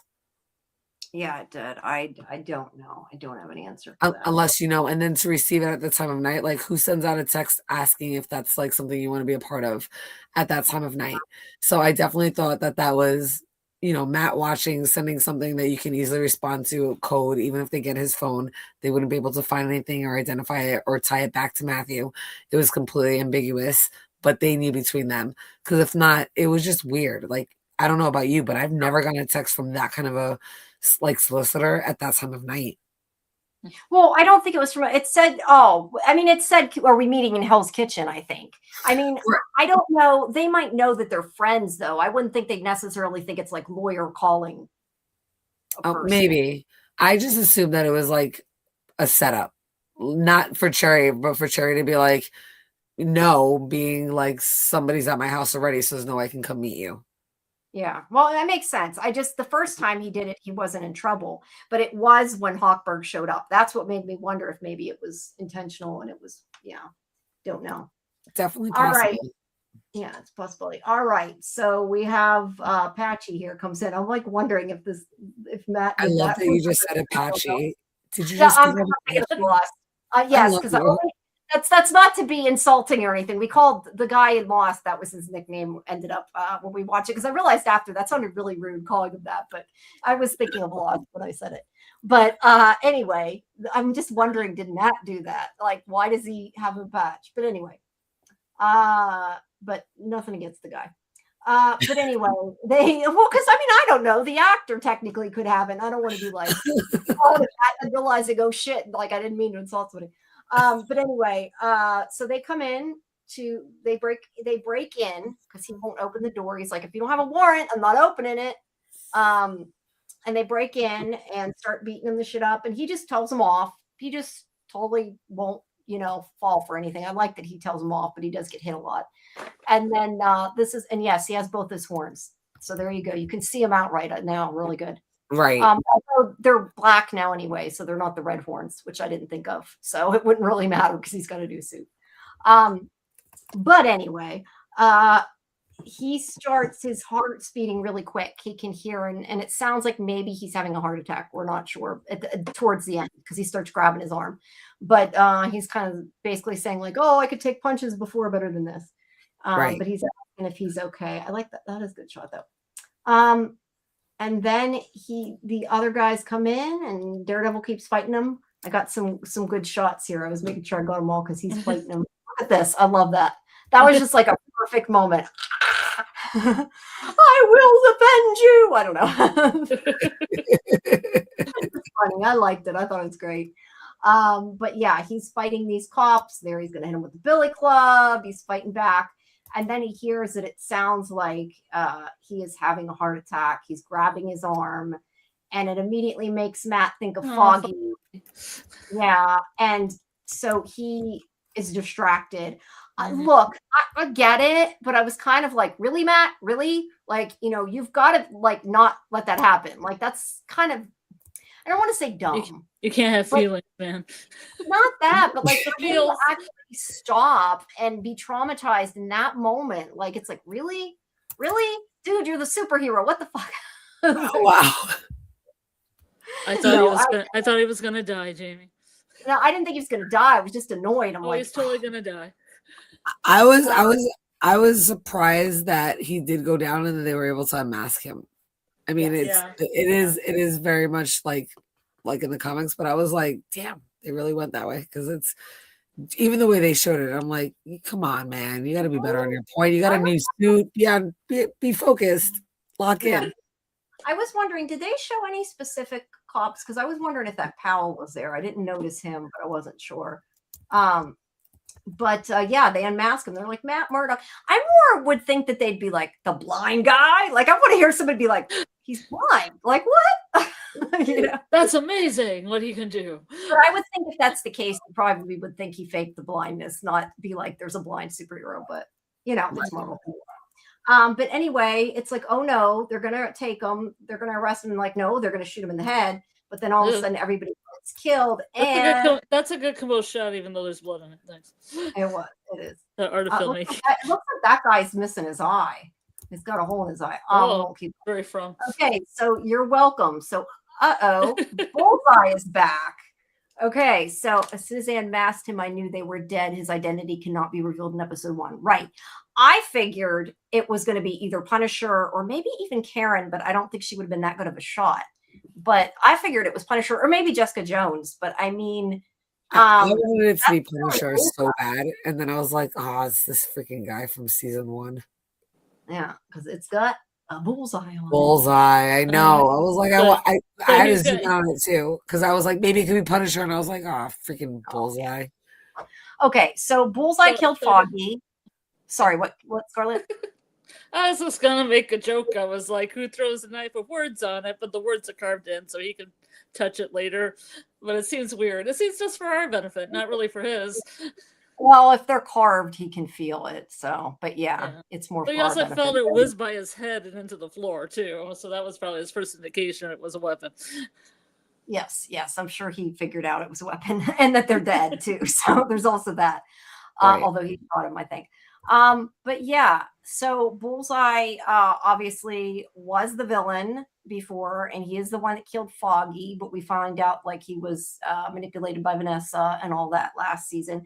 So I don't know. I mean, are they going to team up? I don't see how that could work out, but I mean, I hope Matt's going to try to kill him still. Buddies. Don't want him to be buddies. Besties. Oh yeah. I hate that guy. I never remember his name. I always call him Blind Spot. I don't know. I just remember Bullseye because he's got a bullseye, or because of the bullseye. But that's funny, Karen. No, you really do hate everybody in the show. He hates everybody. You hate Karen too. She's got your name. You shouldn't hate Karen. The opposite of Bullseye. You're right. It kind of is the opposite of Bullseye. Yeah, I don't know. I would like Karen to come up with.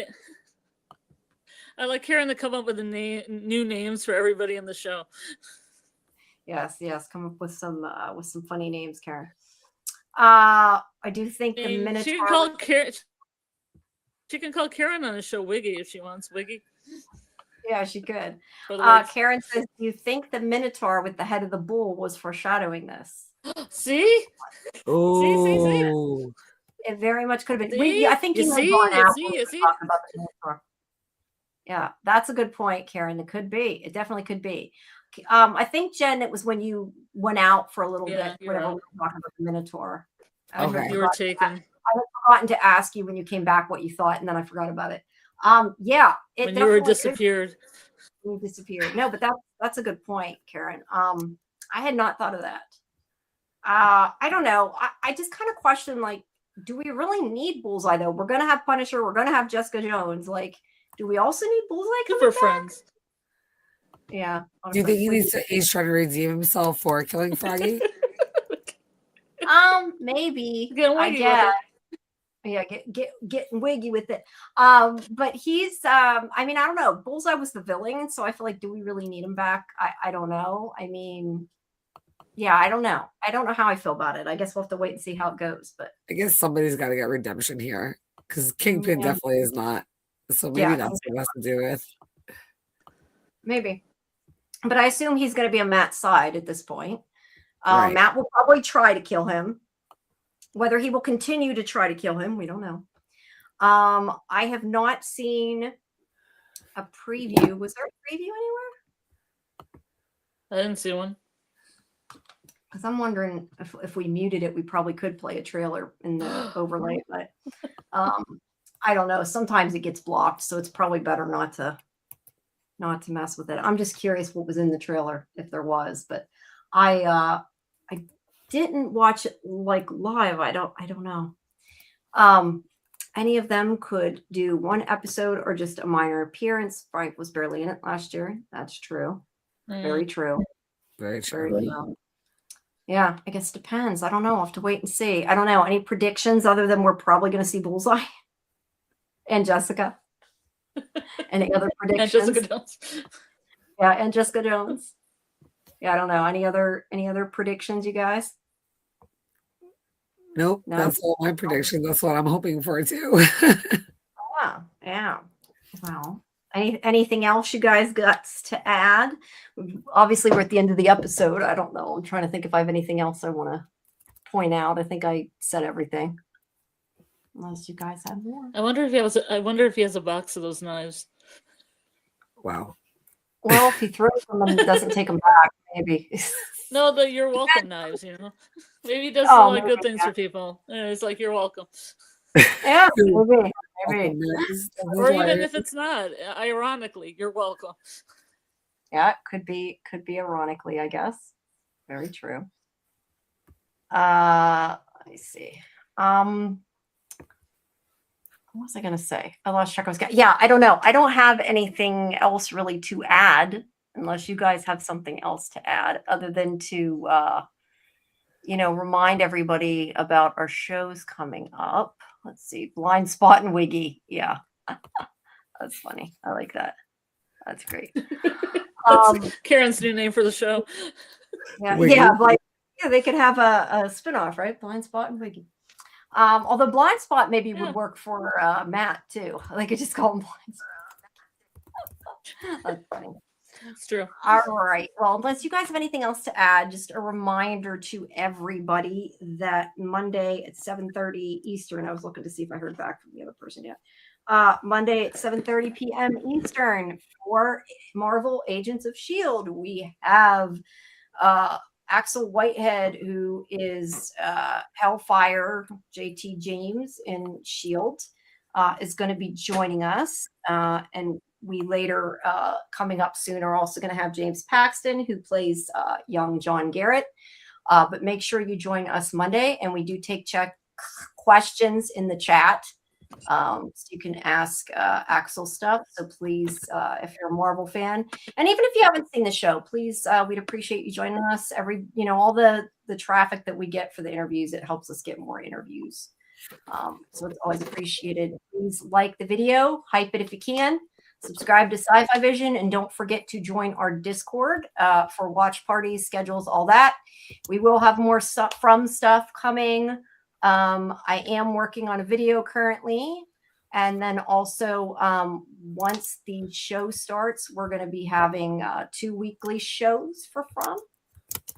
So yeah, keep checking the schedule because we'll be covering it soon, and that's a little bit away.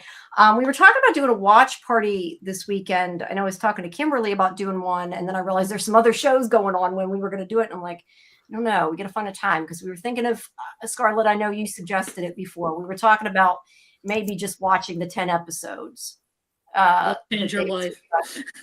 Well, see, originally my idea was I can't watch 40. I can't watch the 10 and rewatch the 30. But then I sort of waited It's too only long. 30, Jamie. No, I mean, I didn't want to watch all 30 and watch 10 separate was what I meant. But I waited too long to do the rewatch. Oh, you're right. Okay. Yeah, but now I waited too long to do it before the show. So, might as well do a rewatch at this point. It doesn't really make a difference, but I'd like to. I'll tell you, Jamie, if you just watch the 10, I think it works. That's cool. Yeah, I'd like to try, and then I can make a video or whatever on what's. You try it first and see if you're good. You might be good. You might not have to do a full rewatch. Yeah, well, but that's what I'm saying. Like, it doesn't really matter at this point. So, at least not for me. But I wish I had done it sooner, so I could have had the rewatch first. Yeah. I really would have liked to, but that's my fault. Hi, Bill. Welcome. But yeah, everybody stay tuned for that. There's also a lot of theories for From going on in our Discord. So please, guys, we do need members. And if you haven't subscribed to YouTube, please do. There's a bigger majority of people that watch these that aren't subscribed. So you're not all subscribed. We want to make it to 2000. We're at, I think, 1907 or something like that. We need to bump it up. You have an idea for a show later? Yes. Suggest the show, Karen. And we got to start on our Harry Potter stuff too. We're talking about the trailer. We got to start on our Harry Potter stuff we've been talking about. As it gets closer, I was also thinking maybe we should do X-Files since the whole Pluto stuff is going on, but I don't know if we have enough time. That's like a lot of a commitment. That's the only thing. What is that? But I do an X-Files, but I do love X-Files, but we already did it. Pluto? We already did it. It's coming to Pluto. It's like because Pluto. Of the I thought you meant about the dwarf planet, and I was like, what? No, the channel. But we actually did a rewatch not that long ago. I mean, a rewatch live stream not that long ago. So it's kind of like, I don't know that we want to do another one, but we'll think about it. But yeah, that's it. Karen says that's it. I guess she's thinking of X-Files too. Well, that's good. Yeah, we'll have to talk about it then. If people want to see it, we'll have to see. But y'all guys can always let me know what you want to see, what watch parties you want to see. If we want to do a from one, we'll have to pick a time that works. The other thing is, I'm thinking that before Monday, we probably should have a watch party for at least one or two of Axel's episodes of S.H.I.E.L.D., I was thinking. So people are kind of fresh on it for the people who haven't seen it. Because, it'd be a good interview, even if you haven't seen it. Yeah, so that's about it, guys, unless you guys have anything else to add. And also our show, of course, Fandom Access is Tuesdays at 10 Eastern.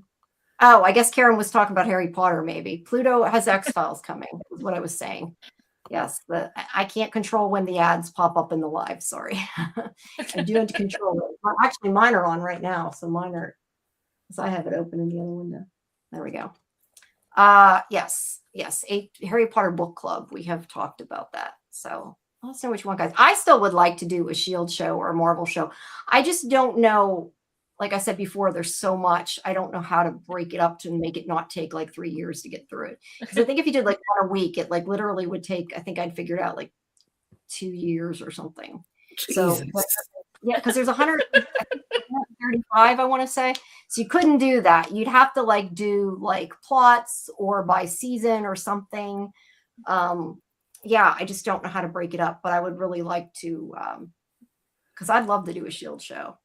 But it's so much. But I didn't even realize I watched that much. Yeah, it's a lot. That's a lot. But well, like I said, we'll at least show Axel's episodes before Monday or on Monday. We'll decide on a time, and so we can get reacquainted with it. And because it's been a while. I mean, it's not been that long since I've seen it, but I think it probably has been since other people have seen it. Right. So, it's been a minute, definitely. Yeah. And then we'll do it the same thing for John Garrett. Well, young John. I'm saying young John Garrett because obviously it's two different people playing him, but yeah. Doc says we are going late. You just finished rewatching Monarch 5. Monarch 5 was Monarch with the 5 the one that was the other day, or is that new? It just dropped tonight. It literally just dropped an hour ago. See, the issue is I never know what day things drop because I've usually already seen this stuff. And I mean, I hate to say that, but it's the truth. I cannot remember what day shows are on anymore because I have too many other things I got to watch. I just lose track of it. I just know From is on Sundays. That's all I remember. Because I still watch one, then that's what that means. Well, I still watch it live. That's why I still, or not live, but you know what I mean. Watch it when it's on. So yeah. All right, guys. Well, I guess that is about it. Again, thank you everybody for coming, and we will see you on Tuesday, I guess. And yeah, thank you everybody. We appreciate it. Good night. Bye. Good night. Bye. Good night, everybody. Good night. You're welcome.